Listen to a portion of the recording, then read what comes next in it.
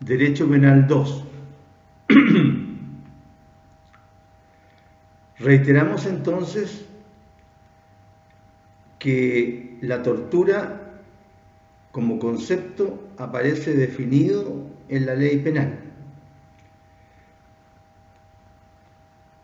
Y dice que se entiende por tortura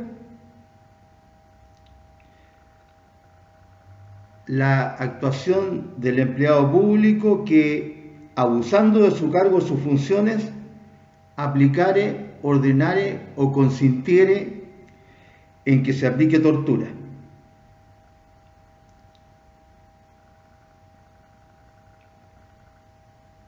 Y más adelante la ley define esta situación, que es lo que es la tortura.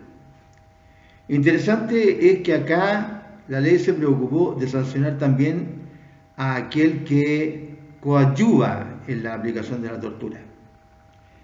Cuando dice, igual sanción se impondrá al empleado público que, conociendo de la ocurrencia de estas conductas, no impidiere o no hiciere cesar la aplicación de tortura, teniendo la facultad o autoridad necesaria para ello, o estando en posición para hacerlo.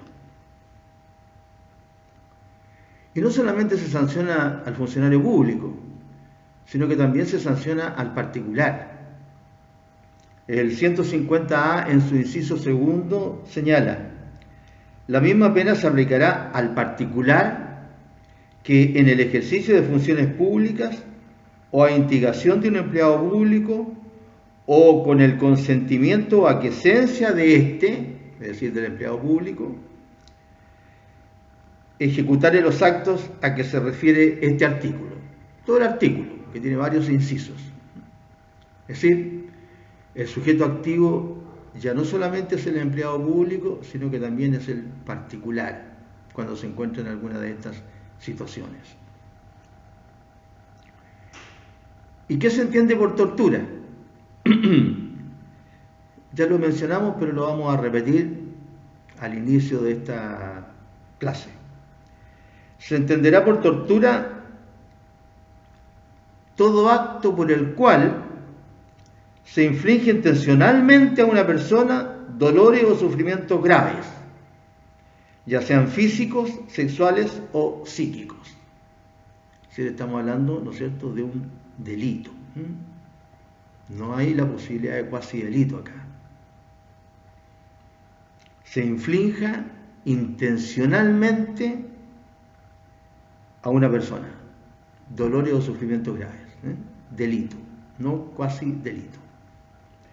Con el fin de obtener de ella o de un tercero información, declaración o una confesión, de castigarla por un acto que haya cometido o se le impute haber cometido, o de intimidar o coaccionar a esa persona, o en razón de una discriminación fundada en una serie de motivos que al parecer de la ley constituyen actos de discriminación.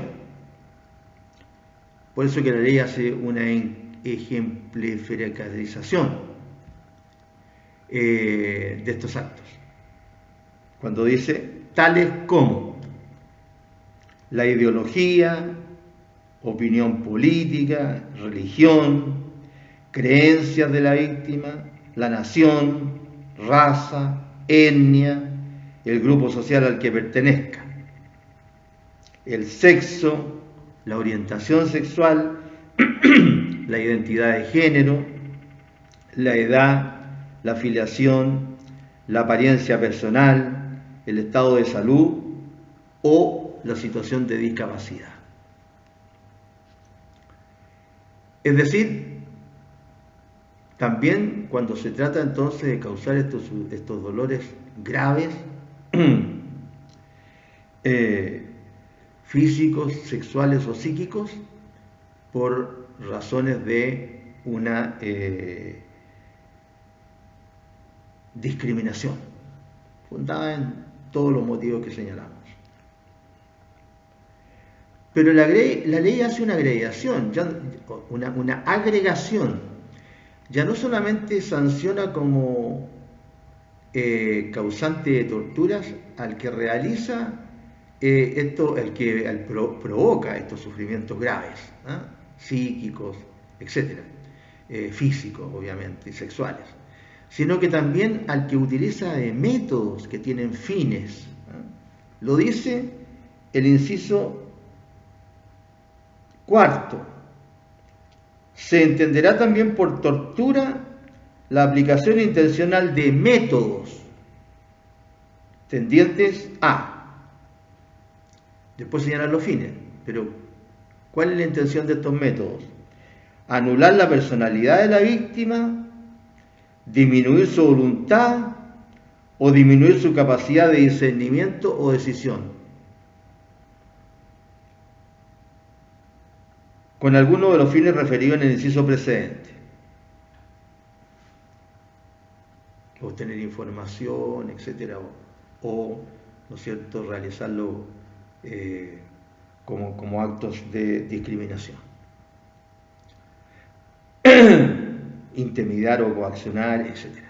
Es decir, no solamente se trata de infligir estos sufrimientos o dolores graves, físicos, sexuales o psíquicos, sino que también aplicar métodos que tengan los fines que señala la disposición ya mencionada y que tiendan a anular la personalidad de la víctima, disminuir su voluntad o su capacidad de discernimiento o decisión. Sí, es bastante amplio el término. Y claro, da la impresión de que la ley no quiere dejar abierta ninguna posibilidad de ciertos métodos precisamente que son de carácter inmaterial y que tienen un objetivo igual que el señalado al indicar que no se puede causar sufrimientos o dolores graves, como por ejemplo no dar de comer, no dar de beber, no dejar dormir o levantar a cualquier hora a la persona con el fin de que no tenga descanso, porque al final esos métodos pueden resultar más trágicos que el solo causar dolor o sufrimiento físico a una persona, a pesar de que está hablando de sufrimiento psíquico también en el caso anterior.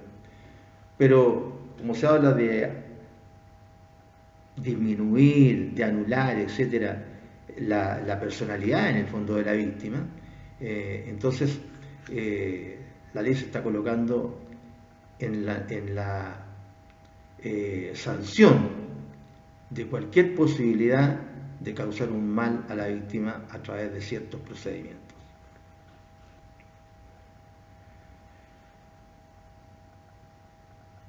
Y en el inciso final, la ley señala una situación en la cual establece expresamente que no se pueden considerar actos de tortura.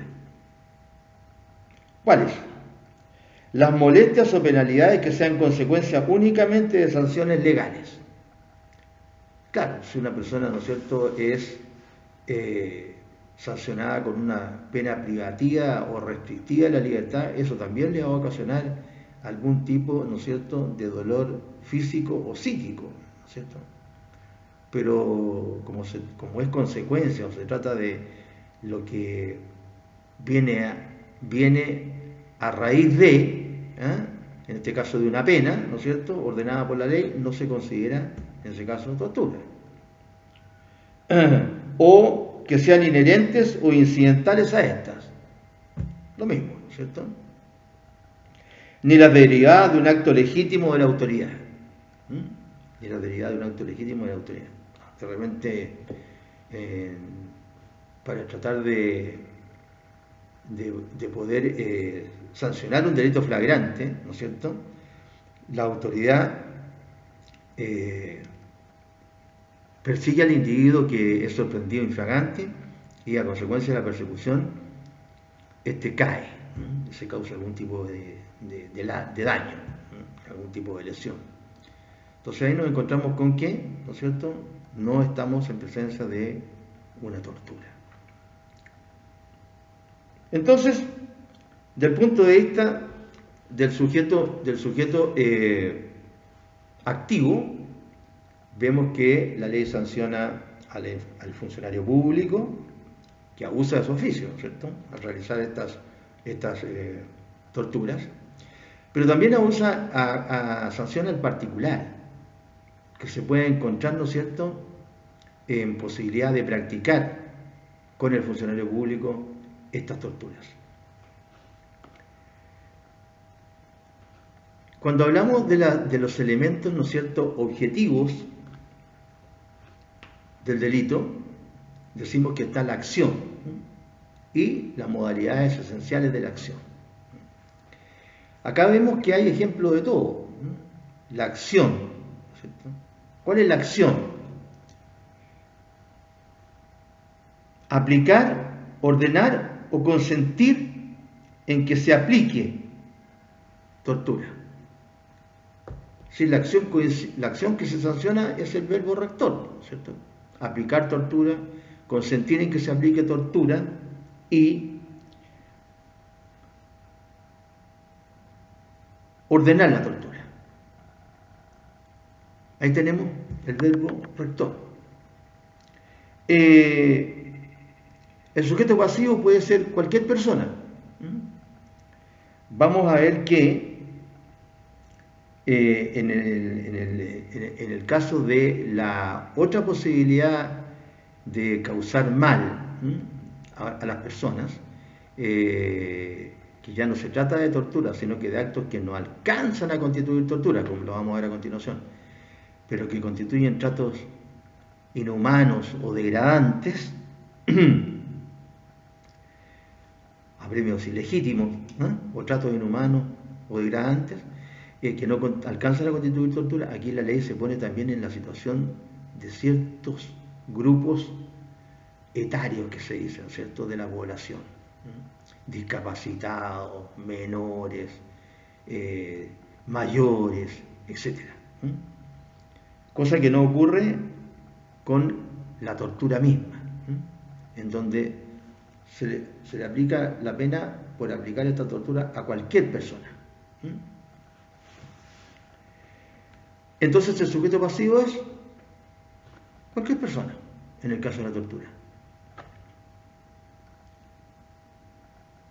Entonces tenemos la acción, el verbo rector, el sujeto pasivo, y los fines, ¿no es cierto?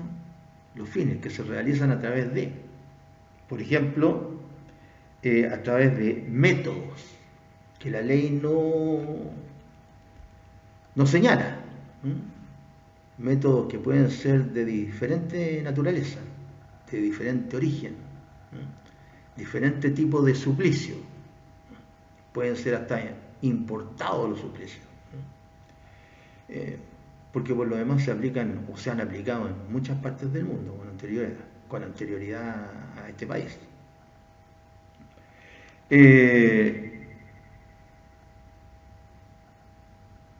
Que tiendan estos métodos a anular la personalidad de la víctima o a disminuir su voluntad o su capacidad de discernimiento. Por ahí estamos viendo los medios, que pueden ser a través de una acción o de una no acción. Por ejemplo, no dar de comer a un detenido, no dejarlo dormir, no darle de beber. Entonces se pueden realizar diferentes acciones para ejecutar una no acción. Por ejemplo, para no dejarlo dormir, se le puede dejar con una luz prendida o con luz fuerte prendida para que no pueda dormir. O se pueden hacer ruidos que no dejen posibilidad de dormir. Se puede colocar música fuerte, extravagante, etc. Así que son acciones que tienden a una inacción. Es decir, que la víctima no pueda, en este caso, dormir. Entonces pueden ser muchos los métodos.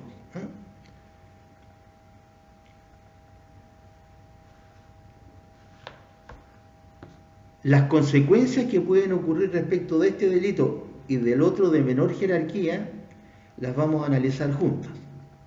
Es decir, cuando además de la comisión de la tortura o cuando además de la comisión de los apremios ilegítimos o de tratos inhumanos o degradantes o crueles, también pueden cometerse otro tipo de delitos junto con ellos, pero los vamos a ver a continuación.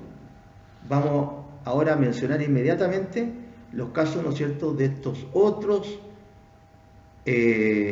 apremios que no alcanzan a constituir tortura. Ellos aparecen sancionados en el artículo 150b. ¿A quién sanciona el artículo 150b? El empleado público que, abusando de su cargo o sus funciones, aplicare, ordenare o consintiere en que se apliquen apremios ilegítimos u otros tratos crueles, inhumanos o degradantes que no alcancen a constituir tortura. A ese va a ser difícil establecer la diferencia, pero no alcanzan a constituir tortura. Porque, por ejemplo, no se causa dolores físicos, sexuales o psíquicos. Dolores físicos, sexuales o psíquicos. Se causa otro tipo de mal, que a lo mejor a la larga o a la corta podría ser más perjudicial para la persona que un dolor físico. Pero, de acuerdo con la idea de la ley, acá estas situaciones se encuentran dentro de este otro tipo delictivo que no alcanza a constituir tortura, porque la misma ley lo dice. Aquí la ley aplica la pena de presidio menor en su grado medio a máximo y la accesoria correspondiente. Presidio menor en su grado medio a máximo. En los otros casos se está hablando de presidio mayor en su grado mínimo, en los casos de tortura. También se va a sancionar al empleado público que, conociendo de la ocurrencia de estas conductas, apremios ilegítimos u otros tratos crueles, inhumanos o degradantes, ¿cierto? El empleado público que conoce de esos tratos crueles y no impide o no hiciere cesar la aplicación de los apremios o de los otros tratos, teniendo la facultad o autoridad necesaria para ello o estando en posición para hacerlo. Teniendo la facultad o la autoridad necesaria para ello o estando en posición para hacerlo. Claro, está participando, ¿no es cierto?, prácticamente de la aplicación de estos apremios ilegítimos u otros tratos crueles, inhumanos o degradantes. Y no hace nada para que no sigan ocurriendo. Entonces, la ley también lo sanciona a este que, pudiendo hacerlo, no hace detener o no detiene él estos actos que no alcanzan a constituir tortura.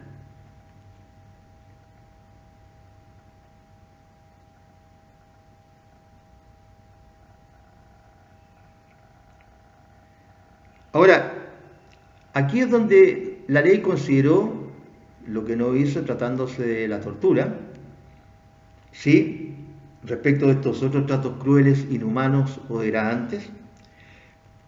Considera estos grupos etarios que yo le mencionaba recién. Porque la ley señala, si la conducta descrita en el inciso precedente, es decir, aplicar o consentir u ordenar que se apliquen estos apremios ilegítimos u otros tratos crueles, inhumanos o degradantes que no alcancen a constituir tortura,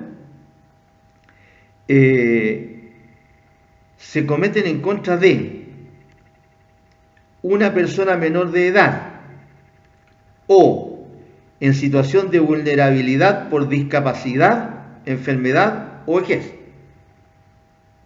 A una persona en situación de discapacidad, y a una persona vulnerable, por las razones que se señalan.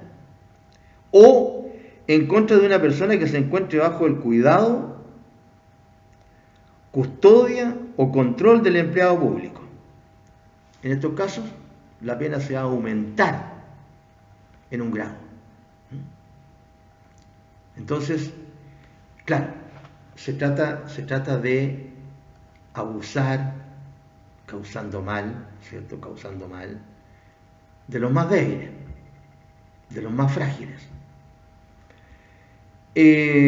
Últimamente, y esto es interesante que ustedes, alumnos de Derecho, lo tengan en cuenta, últimamente para la comisión de ciertos delitos se han ido considerando estos grupos.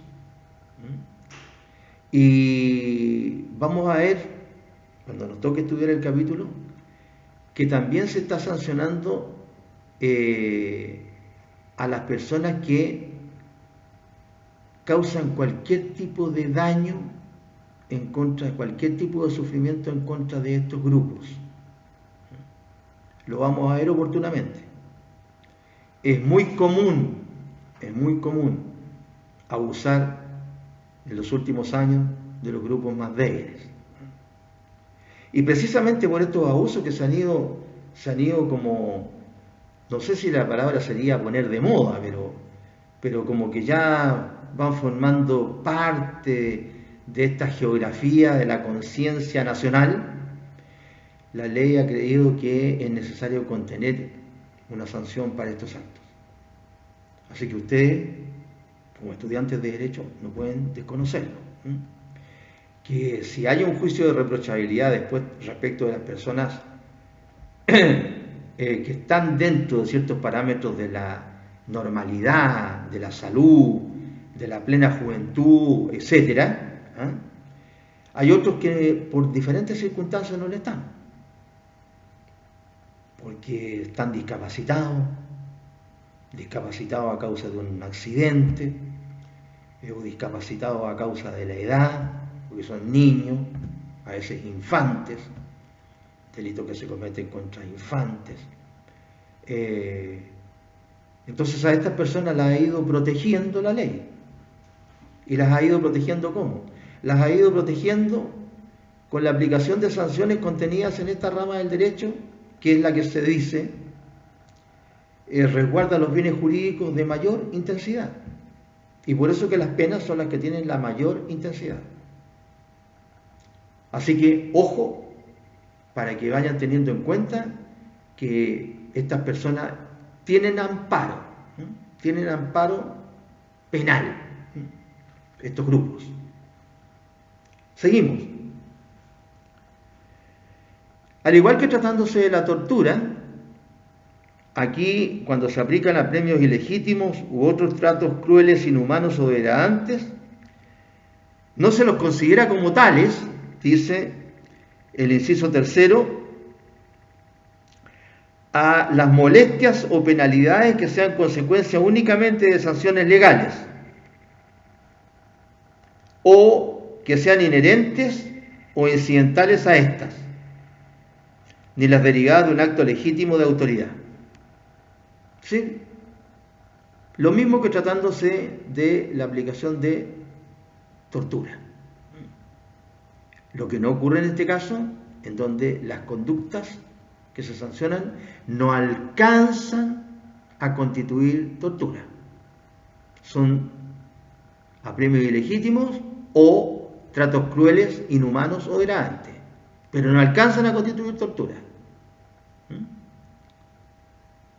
Si son un poquito menos que la tortura. Por eso que la tortura parte en el presidio mayor en su grado mínimo, y estos otros tratos que no alcanzan a constituir tortura tienen presidio menor hasta en su grado máximo, que tienen menos pena.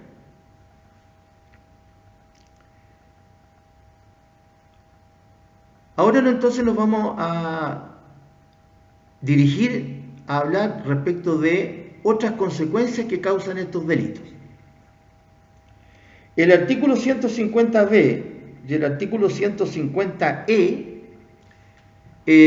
son parecidos, casi iguales, tortura y estos otros tratos crueles, apremios ilegítimos.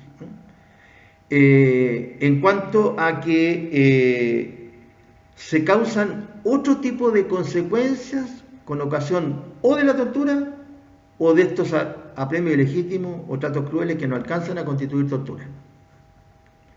En el 150b se señala: si con ocasión de la tortura se cometiere además, 1. Homicidio. Se aplicará la pena de presidio mayor en su grado máximo a presidio perpetuo calificado. Es decir, la pena máxima que señala nuestra ley para los delitos comunes. Segundo, algunos de los delitos previstos en los artículos 361, 362, 365 bis, 395, 396 o 397 número 1, la pena será de presidio mayor en su grado máximo a presidio perpetuo. Aquí, presidio mayor en su grado máximo a presidio perpetuo. Cuando la ley nos señala que expresamente presidio perpetuo calificado, debemos entender que es presidio perpetuo simple. Y cuando con ocasión de la tortura se causa además, alguno de estos delitos, se está refiriendo básicamente el 361, el 362, el caso de la violación, ¿no es cierto? La violación en general, en sus tres causales, la violación con fuerza o intimidación, mediante la aplicación de tormento, etc. Y la que se causa a un menor de 14 años. ¿Sí? Los dos casos de violación. Después en el 365 bis se refiere a lo que se denomina los abusos deshonestos agravados, introducción de objetos o de animales. Después en el 395, no sé los artículos de memoria, el número. El 395 está por el caso de los homicidios, ¿no es cierto?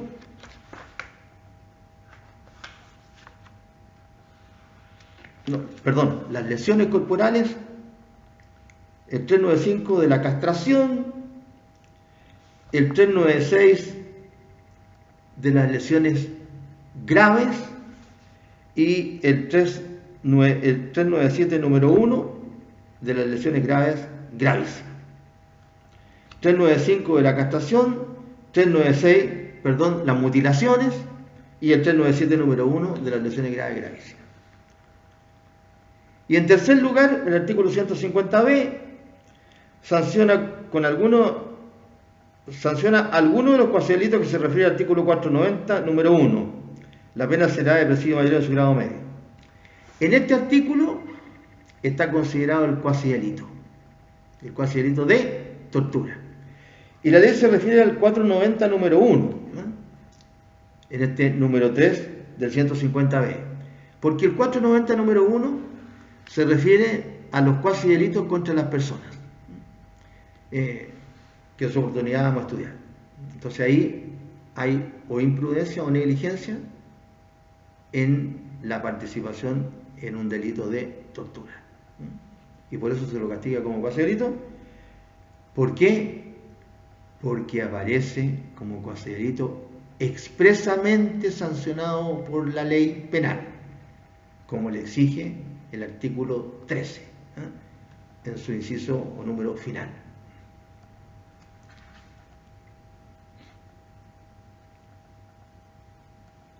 Tratándose de ahora los apremios ilegítimos u otros tratos crueles, inhumanos o degradantes, el artículo 150e es muy parecido al que acabo de leer respecto de la tortura. Cuando con ocasión de estos apremios ilegítimos u otros tratos crueles, inhumanos o degradantes que no alcanzan a constituir tortura, ¿no es cierto?, se causa un mal. Pero la gran diferencia radica en la pena, en la aplicación de la pena.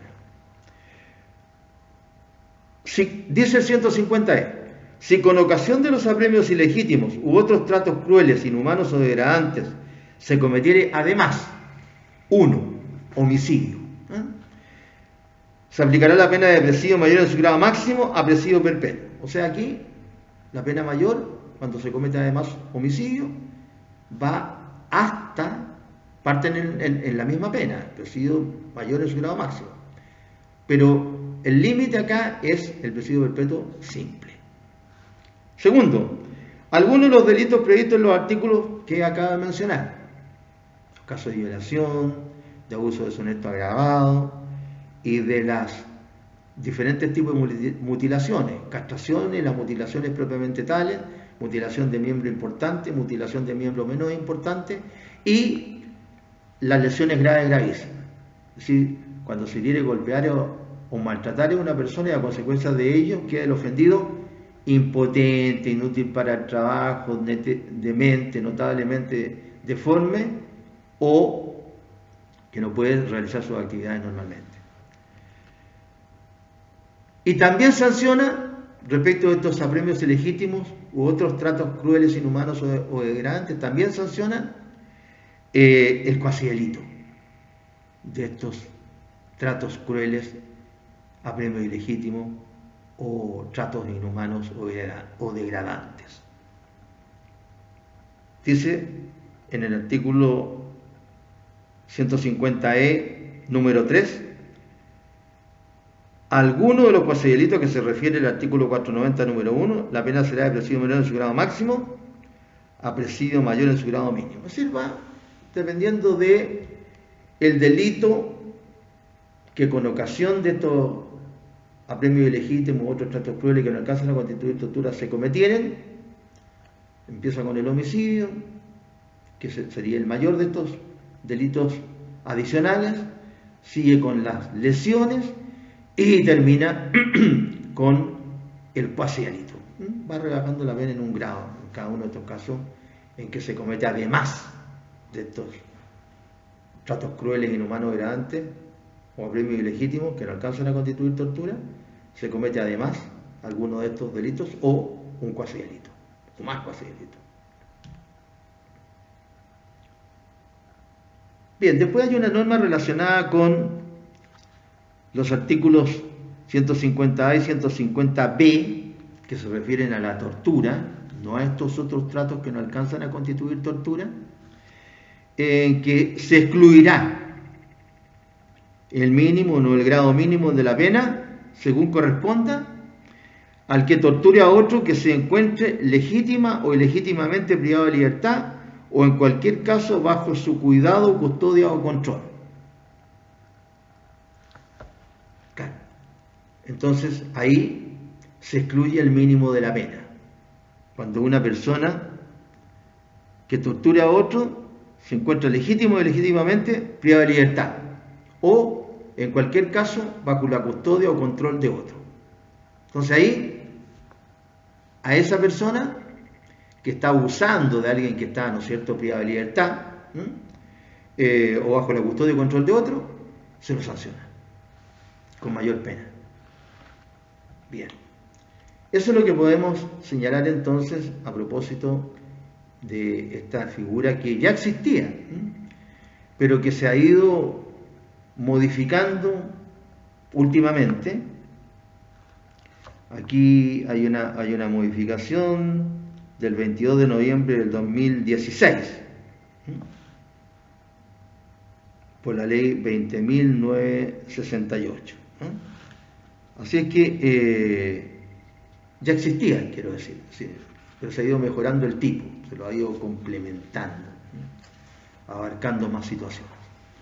Hemos señalado, grosso modo, cada uno de los elementos objetivos de estos tipos penales.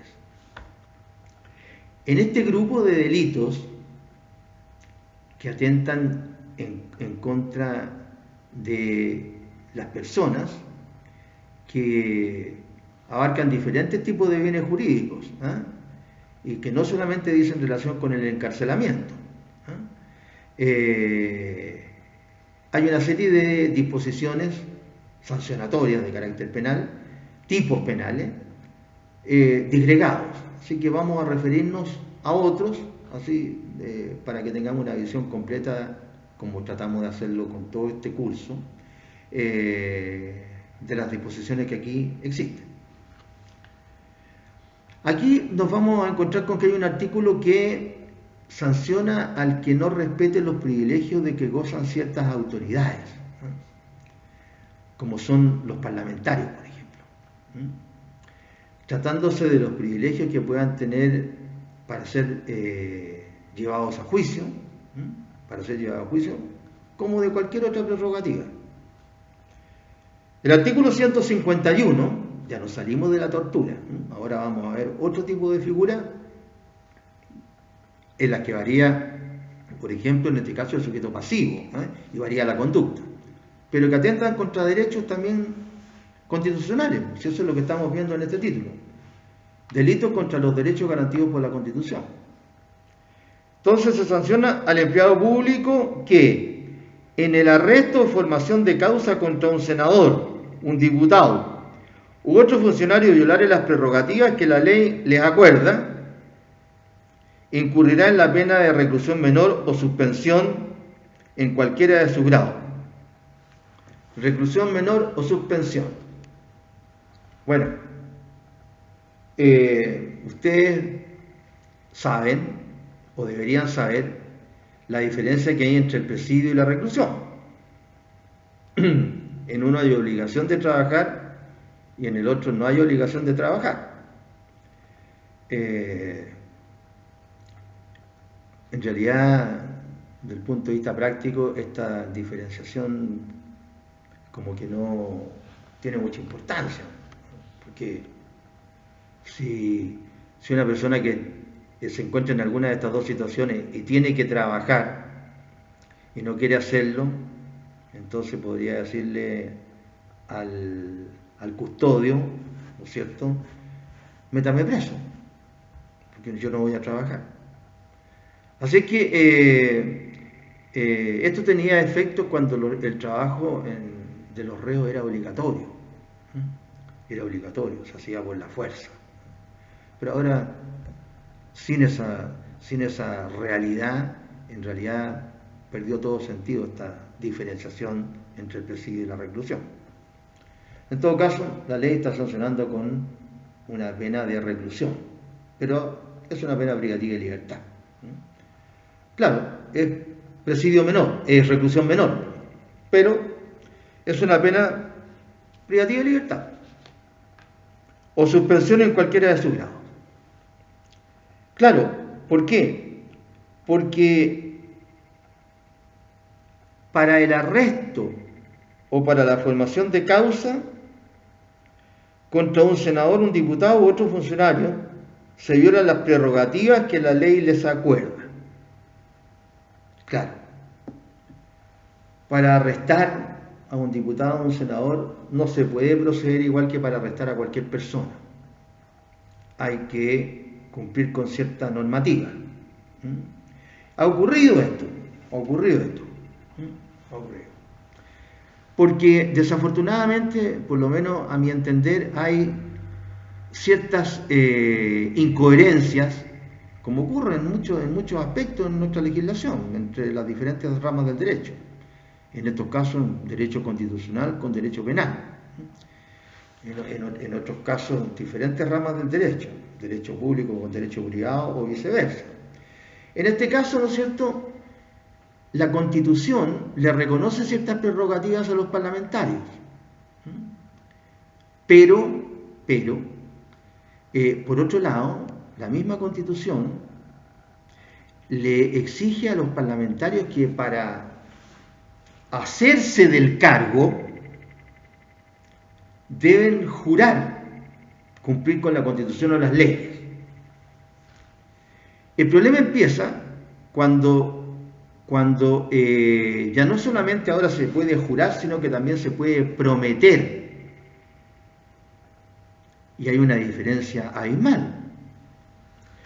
Entonces se dijo que esta diferenciación se había colocado porque hay muchas personas, lo que es un hecho real, que no tienen religión, que son ateos y que tienen todo el derecho de serlo.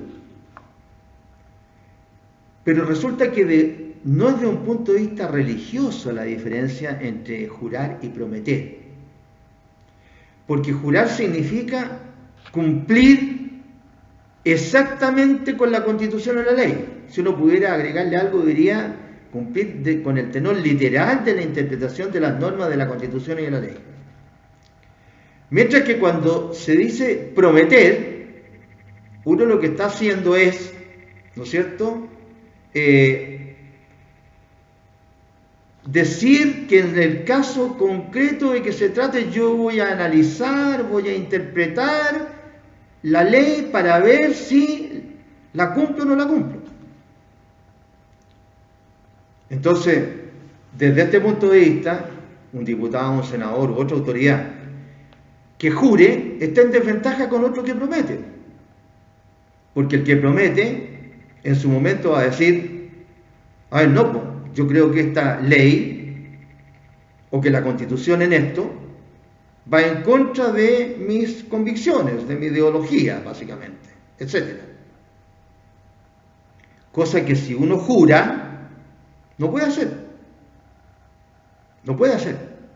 Porque si, por ejemplo, voy a poner un ejemplo ridículo pero fácil, si por ejemplo estuviera prohibido con sanción penal tirarle un escupo a un superior jerárquico, el que jura, si le tira el escupo, significa que tiene que responder por haber realizado esa conducta. Pero el que promete puede decir, no, yo le tiré el escupo porque considero que en este caso era correcto que yo se lo tirara. Les repito, es un ejemplo malo, pero muy simple y muy decidor. Entonces, esa es la diferencia que existe entre jurar y prometer. Son dos cosas distintas. Si uno dice, juro que me voy a casar, es porque se va a casar. Pero si dice, prometo que me voy a casar, entonces ahí ya depende del casamiento de muchas cosas. Depende de muchas cosas. Puede depender hasta de que la persona con quien me voy a casar se ponga fea. Entonces yo ya entro a analizar que habiendo pasado un cierto tiempo, aunque sea corto, cambiaron las características físicas de la persona, entonces yo prometí nomás, no juré. Bien, con estos dos ejemplos malos, pero simples, uno entiende que hay diferencia entre jurar y prometer. Entonces, yo creo que ya se parte mal de ahí, ¿cierto? Porque para todos no es o jurar, o para todos no es prometer. Y ahí quedamos en igualdad de condiciones. O si no, vámonos al diccionario de la RAE, de la Real Academia Española, ¿no es cierto? Y veamos qué es lo que significa jurar y qué es lo que significa prometer. Bien. Entonces, ¿qué es lo que ocurre en la práctica? Ocurre en la práctica. Tomemos otro ejemplo. Los parlamentarios juran respetar la Constitución y las leyes, ¿no es cierto? Eso significa que no se pueden realizar ciertos delitos que constituyen, ¿no es cierto?, una sublevación, sin armas, incluso, que está sancionado en el Código Penal, ¿no es cierto?, y en el Código, y en la Ley sobre Seguridad Interior del Estado número 12.927, que reemplazó a la Ley de Defensa de la Democracia. Entonces resulta que ahí se sanciona a aquel que altere el orden. A ustedes yo les he dicho que tienen que tener su ley de seguridad interior del Estado. Ustedes que saben harta computación, qué sé yo, se meten en la biblioteca del Congreso y ya tienen el texto. Y van a ver que hay normas para proteger la seguridad del Estado. No nos olvidemos que las normas penales del título segundo lo que hacen es proteger la soberanía interior del Estado, es decir, el orden jurídico del Estado, es decir, la capacidad que tiene un Estado de organizarse jurídicamente y de hacer cumplir esa organización coercitivamente, es decir, incluso con el uso de la fuerza. Todos los estados de todas las ideologías políticas tienen esa facultad. a hacer cumplir su organización jurídica. Esta es la soberanía considerada desde un punto de vista interno. Entonces, una persona que jure o que prometa en Chile no puede incumplir estas normas que provocan delitos contra el orden público, aunque se actúe sin armas. Pero ahí viene entonces el problema de jurar o prometer. Unos parlamentarios van a estar de acuerdo en sancionar a aquel que altere el orden público, ¿no es cierto? Y otros van a decir, no, yo considero que el gobierno tomó tal medida que había que alterar el orden público. Y ahí es donde viene, ¿no es cierto?, el problema, porque ya tenemos que hacer interpretaciones de interpretaciones. Tenemos que empezar interpretando qué es lo que es jurar y qué es lo que es prometer. Y después tenemos que interpretar a partir de eso quién juró y quién prometió, y qué significa jurar de nuevo y prometer. Y por eso es que de repente hasta parlamentarios han participado en protestas, o han llamado a ciertos tipos de protestas. Lo que no significa que yo esté en contra de protestar. Yo estoy hablando de la ley penal respecto de ciertos actores, en este caso de los que llaman. La ley no sanciona a muchos actores que llaman a una protesta que constituya sublevación con alteración del orden público. Si yo estoy hablando del que incurra en tipos legales, en tipos penales. Hay mucha gente que puede hacer esos llamados, mucha. La gente de la CUT, la gente de la organización de las mujeres, de la organización de las diferentes, ¿cómo se llama?, orientaciones sexuales, cualquier persona. Pero hay algunos que juraron no realizar esa conducta. Entonces, respecto de esas personas es que me refiero. Cualquiera que sea. Cualquiera que sea. Imagínense que el día de mañana sale un presidente de la República y él llama a alterar el orden público. ¿Qué tal? O el ministro del Interior llama a una sublevación, sí, aunque sea sin armas, para alegar contra el gobierno o para alegar en contra de una organización. O llama a paralizar las actividades que constituyen consumo o servicios básicos, que están sancionadas todas en la Ley de Seguridad Interior del Estado, en los 3 títulos que dicen relación con la seguridad interior del Estado, el 2, el 3 y el 4, salvo el primero, que se refiere a la seguridad exterior del Estado. A eso me refiero. Entiéndase bien.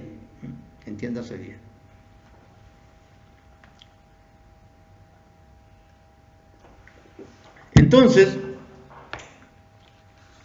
Entonces acá se está sancionando al empleado público que en el arresto o formación de causa contra un senador, un diputado u otro funcionario viola las prerrogativas que éste tiene.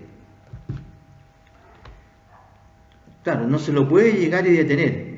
Ha ocurrido acá que de repente, me recuerdo en la televisión haber visto y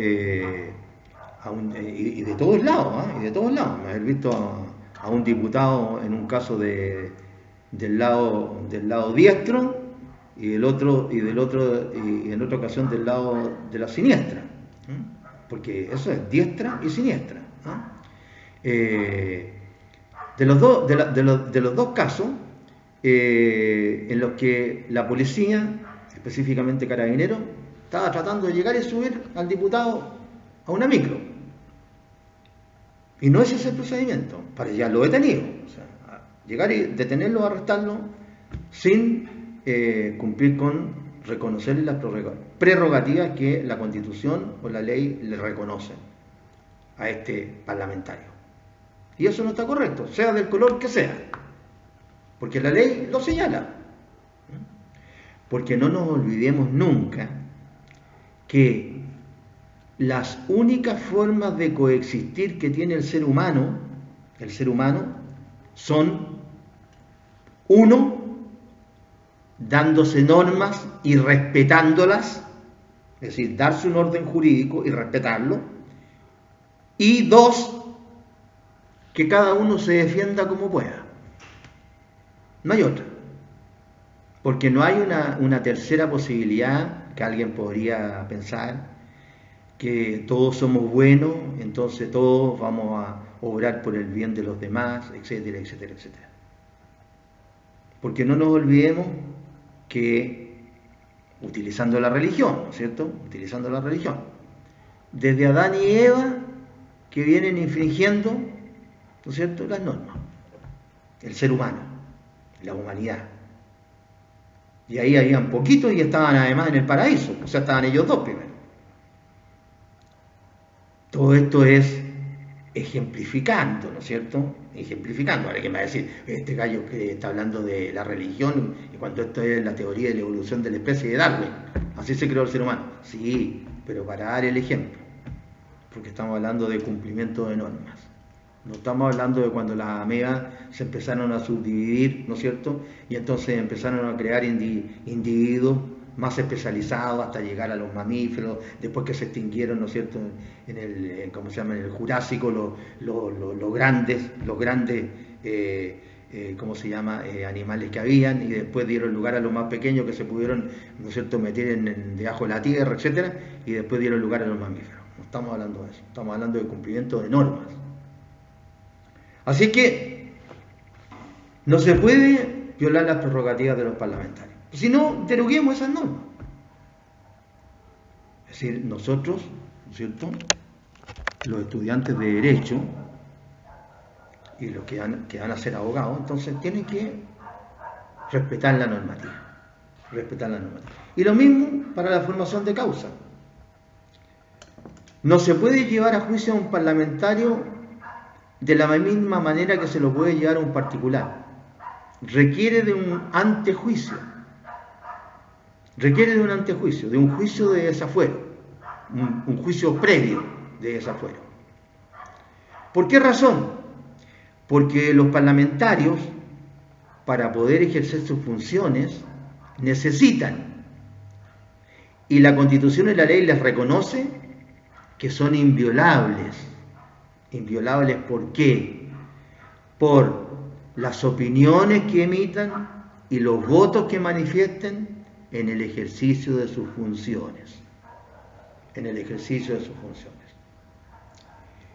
Esta prerrogativa ha quedado clara con el tiempo, porque antes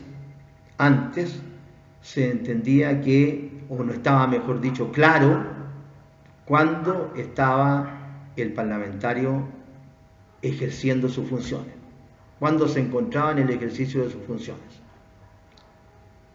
Si estaba, por ejemplo, en el Congreso, claro, está en el Congreso. Aunque estuviera en la cafetería del Congreso, claro que ahí no se vota, pero se pueden emitir opiniones. O cuando estaba en una comisión, por ejemplo, en otro lugar que no fuera el Congreso, y en otro lugar fuera de la ciudad donde se encuentra el Congreso. Bien, cuando se trata entonces de una comisión, de cualquiera, por ejemplo acá en Arica, aquí sesiona, no me acuerdo cuántas veces al año, la sesión de relaciones exteriores, por ejemplo. Es decir, en Arica, que están van a la hostería, o qué sé yo, a cualquier lugar que tenga las comodidades para poder hacer la reunión, y realizan la sesión. Y es una sesión del Congreso. Y lo mismo hacen en Punta Arenas, y lo mismo hacen en todas las ciudades del país en que se requiera. Las diferentes comisiones que forman el Congreso. Diferentes comisiones de parlamentarios. Incluso hay comisiones mixtas de senadores y diputados. Entonces hay que realizar este antejuicio, el juicio de desafuero. Y precisamente la Corte Suprema tiene que pronunciarse en uno de los casos en que, de acuerdo con la competencia de los tribunales, la Corte Suprema sesiona en pleno. En pleno. Están todos los ministros ahí. Eso significa pleno. Todos los ministros de la Suprema. Uno de los pocos casos, no el único, pero uno de los pocos casos en donde se declara si hay o no desafuero para tal diputado o para tal senador.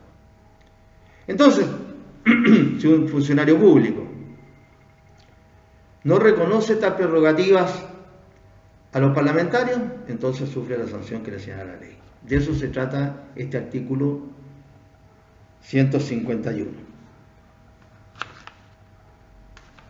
Tenemos claro entonces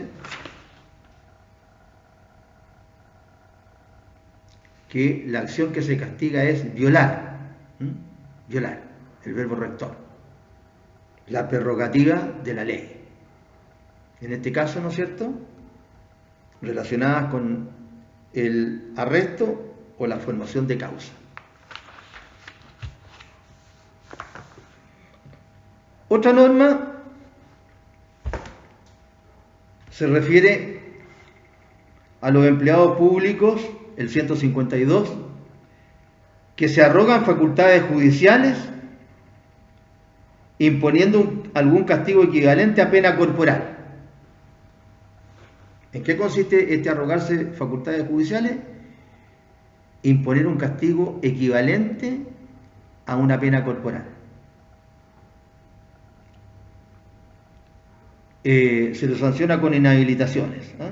El 152 tiene 3 numerales y ahí va señalando los casos de inhabilitación en la que va incurriendo este empleado público que, arrogándose facultades judiciales, impone penas equivalentes o un castigo equivalente a pena corporal. Difícil que se dé esta situación, pero ahí está la norma.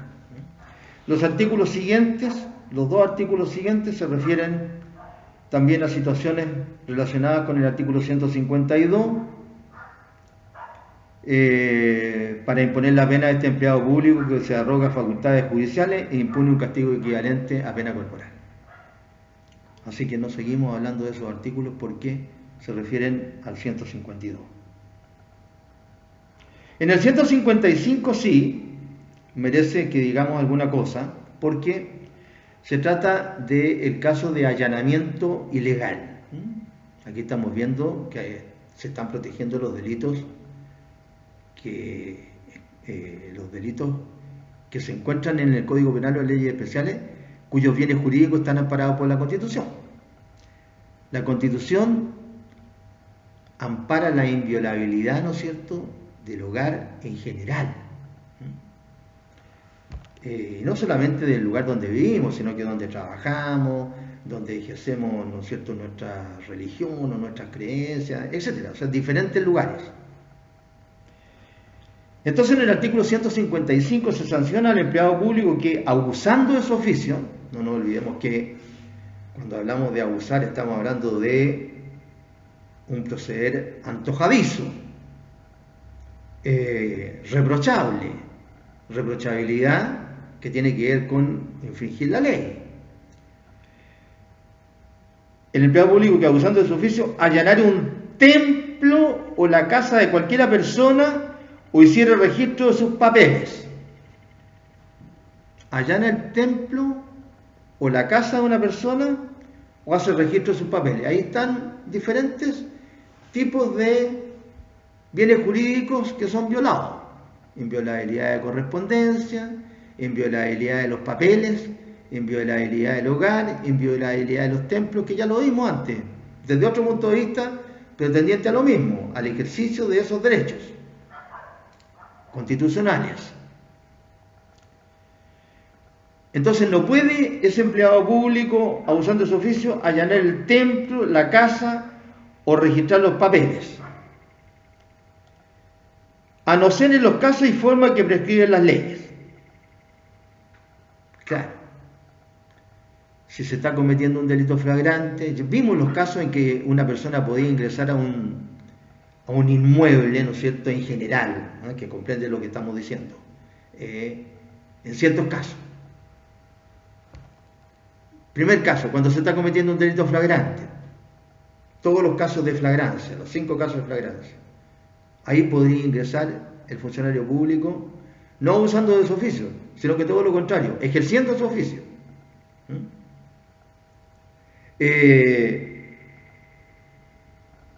O el caso más común, que es cuando el funcionario está autorizado por el juez que está instruyendo, que está ordenando el allanamiento, porque el fiscal solicitó el allanamiento. Y esa orden cumple con ciertas formalidades, de forma y de fondo. La misma policía puede allanar, ¿no es cierto?, funcionario público, cuando se está investigando un delito que se está cometiendo en grado de flagrancia. Bien, entonces este es un caso de allanamiento ilegal, así se lo llama, allanamiento ilegal.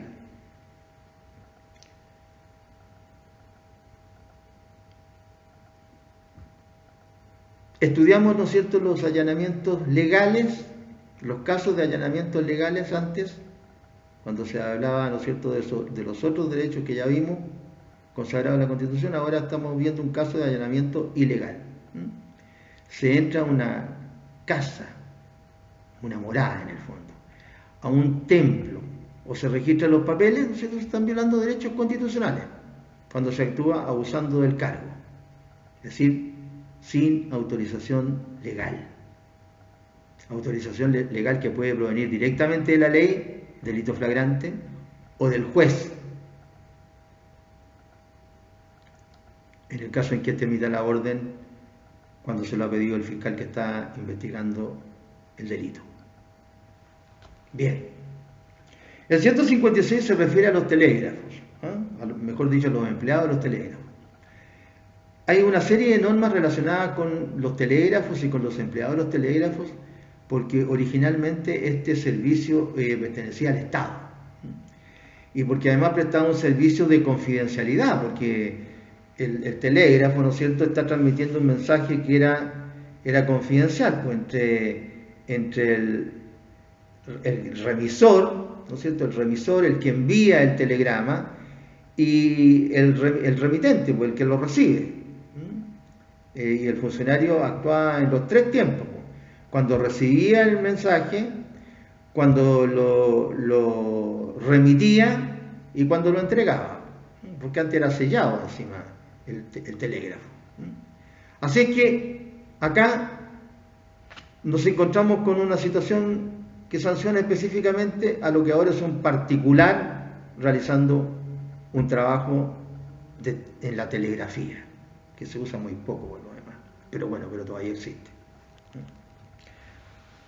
Se lo está sancionando al empleado de servicio de correo y telégrafo u otros que, prevaliéndose su autoridad, interceptaren o abrieren la correspondencia o facilitaren a terceros su apertura o supresión. Es decir, funcionarios de telégrafo que violan la prerrogativa constitucional que tenemos todos de inviolabilidad de la correspondencia y del registro de los papeles.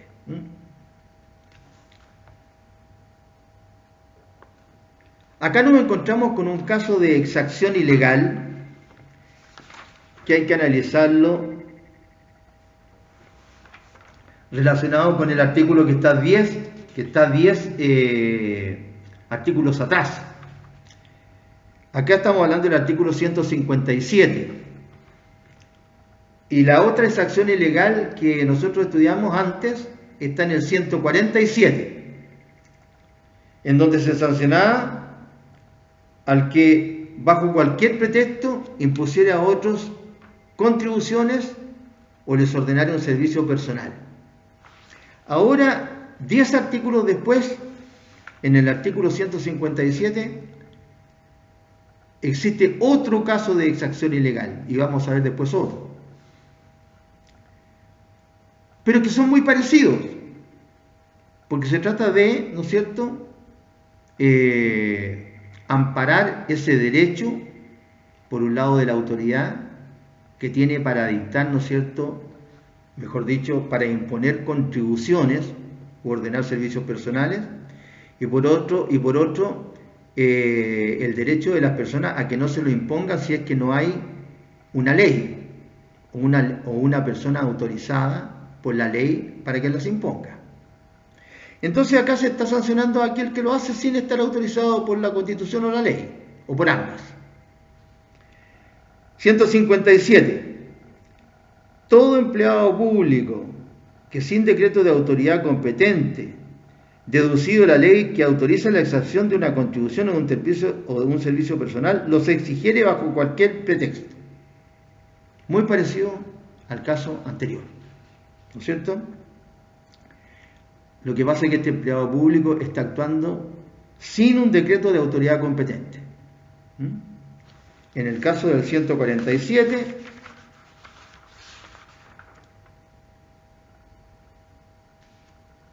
lo hacía bajo cualquier pretexto. Tampoco tenía, ¿no es cierto?, el decreto de la autoridad competente, pero él lo hacía por sí, bajo cualquier pretexto. Aquí actúa sin un decreto de autoridad competente. En el fondo también es bajo cualquier pretexto, pero se cubre otra hipótesis. Deducido de la ley que autoriza la exacción, la exacción de una contribución o de un servicio personal, los exigiere. Ahora se trata de delito formal.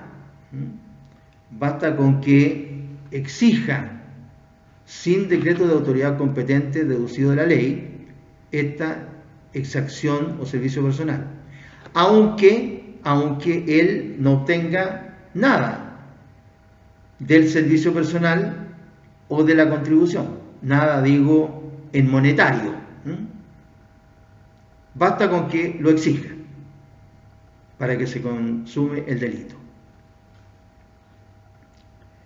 Y luego en el artículo 158 se sanciona también al empleado público que arbitrariamente, es decir, antojadizamente, ¿no es cierto? Evidentemente que siempre este afán antojadizo está incumpliendo la ley.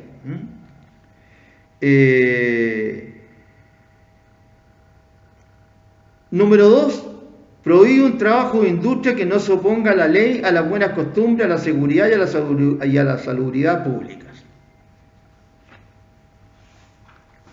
Hay libertad de trabajo, la Constitución lo reconoce, la libertad de trabajo, y la de ejercer cualquier industria, comercio, etc. La Constitución lo reconoce. Bien, acá este funcionario público arbitrariamente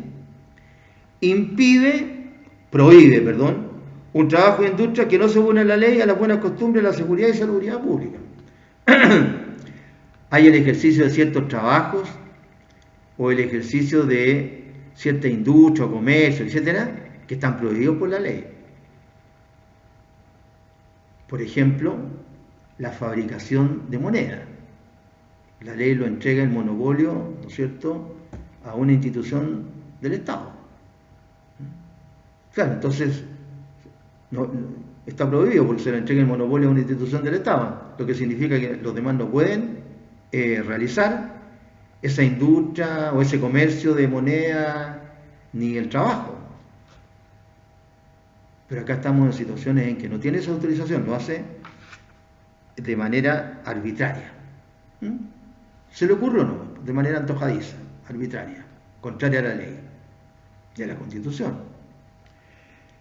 Tercero, 158 tercero, prohibir o impedir una reunión o manifestación pacífica y legal, o la mandare disolver o suspender.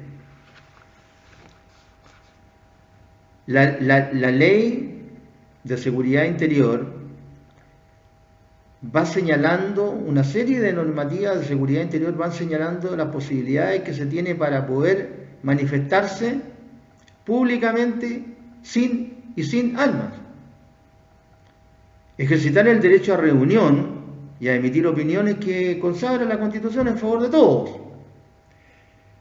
Entonces a las autoridades se le impone cierta normativa para no impedir ese ejercicio. En algunos casos lo puede hacer.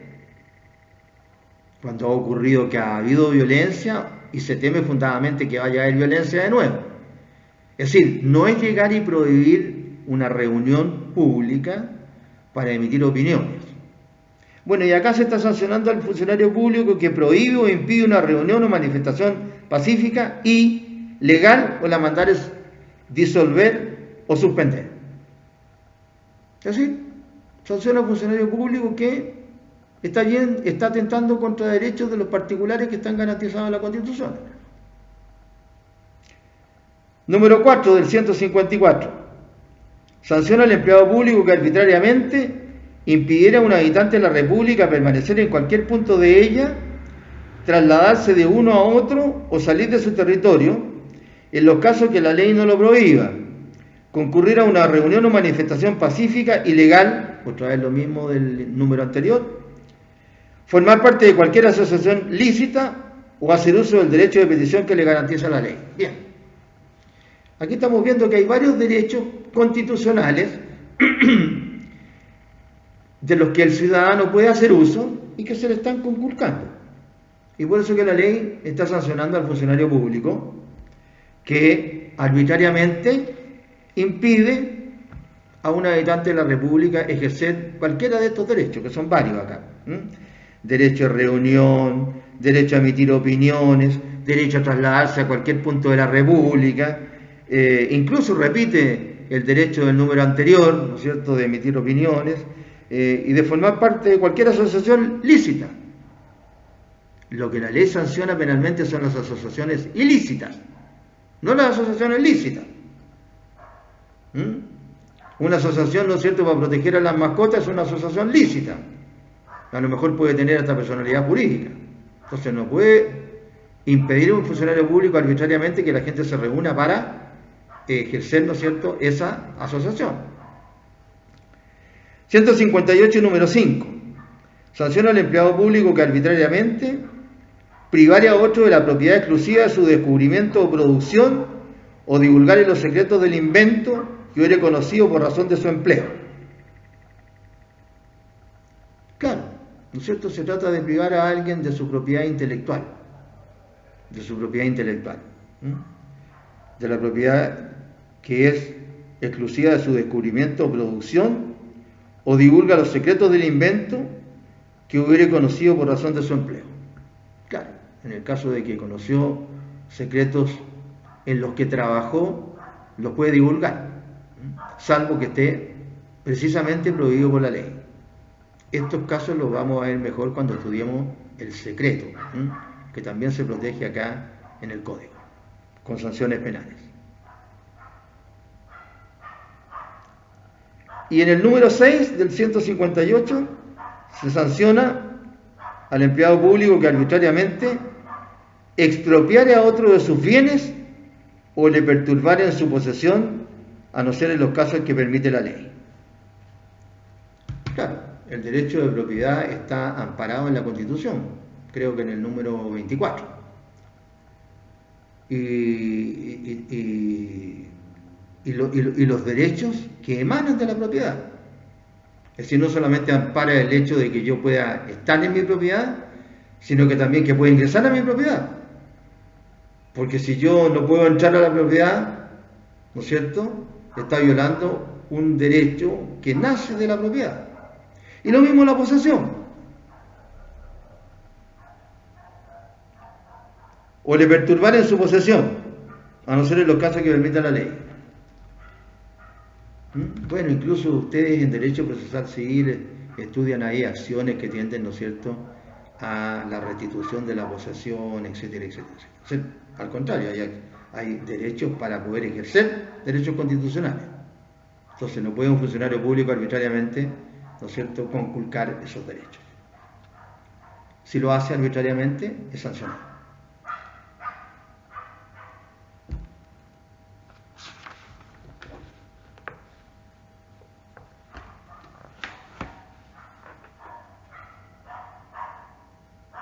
Este es el Código Penal.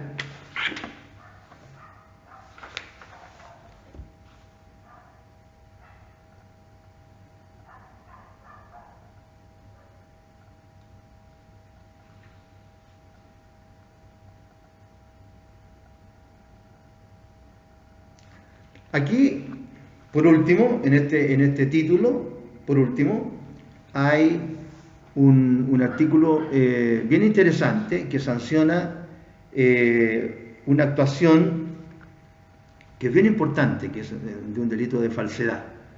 De un delito de falsedad. El 161 señala: cuando para llevar a efecto alguno de los delitos denunciados se hubiere falsificado o supuesto la firma de un funcionario público Los autores y los que maliciosa o fraudulentamente hubieran usado la falsificación o suposición serán castigados con presidio menor en su grado máximo. Con presidio menor en su grado máximo. Los autores y los que maliciosa o fraudulentamente hubieran usado de la falsificación o suposición serán castigados con presidio menor en su grado máximo. Es decir, acá la ley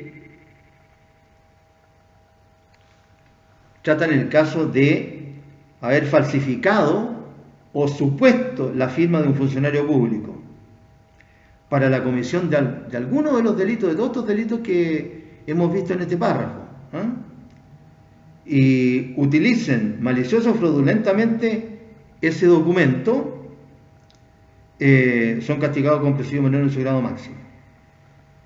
Eso envuelve, ¿no es cierto?, que se los castiga con una pena que, como vamos a estudiar más adelante, en el 193 dice relación con los que realizaron la falsificación, se los castiga a estos que la usaron, la falsificación.